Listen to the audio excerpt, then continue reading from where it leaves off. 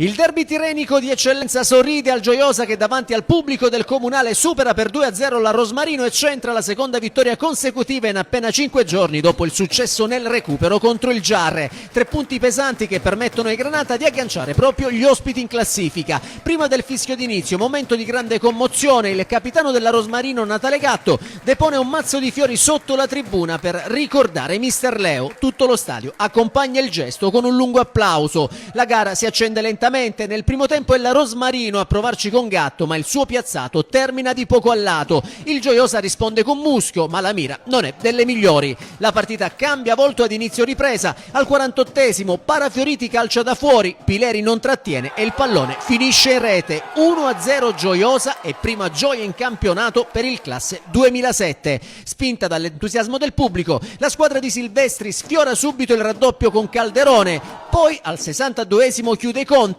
Sugli sviluppi di un corner Foti trova la deviazione vincente e firma il 2-0 anche per il classe 2006. Si tratta della prima rete stagionale. La Rosmarino prova a reagire con Valente e Genovese, ma le loro conclusioni non impensieriscono la retroguardia granata. Dall'altra parte però è ancora il Gioiosa a rendersi pericoloso. Calderone prima trova la pronta risposta di Pileri, bravo a bloccare in 2 tempi, poi spreca una grande occasione calciando alto da posizione favorevole. Il finale si infiamma al 78esimo, Muschio e Puleo vengono a contatto e l'arbitro Canicati di Agrigento estrae il rosso per il numero 18 Granata tra le proteste del pubblico. Espulso anche mister Mirko Silvestri del Gioiosa per proteste. Nonostante l'inferiorità numerica è ancora la Polisportiva a sfiorare il tris con Pino, ma Pileri salva con un grande intervento. Triplice fischio e grande festa al Comunale, finisce 2-0 per il Gioiosa che vola a quota 9 punti e aggancia la Rosmarino in classifica. Un derby intenso, deciso dai giovani Parafioriti e Foti